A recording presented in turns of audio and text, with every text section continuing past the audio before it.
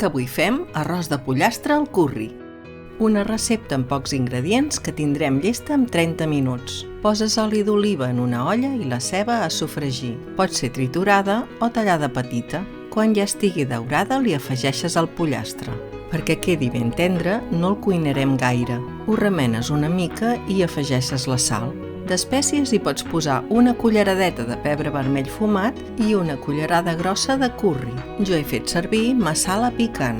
Ara hi afegeixes 2 cullerades de tomàquet fregit casolà i l'arròs.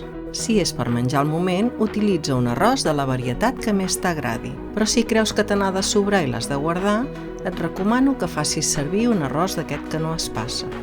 Quan estigui tot ben barrejat, hi afegeixes mitja llauna de llet de coco. Aquest arròs ja fa una olor que enamora. Ara només has de remenar bé tots els ingredients i afegir l'aigua.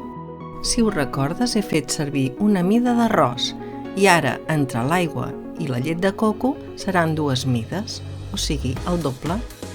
Ho deixes bullir durant 1 minut, després poses la tapa i ho introdueixes dins la CCM.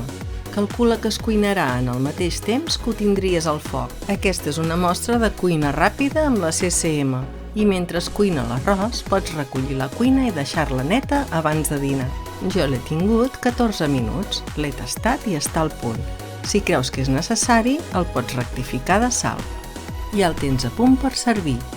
Aquesta és una proposta d'arròs, però pots fer la recepta que més t'agradi, utilitzant la tècnica per calor retinguda, cuinant l'arròs a baixa temperatura. Un arròs al punt amb el pollastre molt tendre.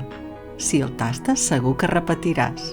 Si t'ha agradat la recepta, no oblidis compartir. Cuina de consum mínim. Cuina sostenible.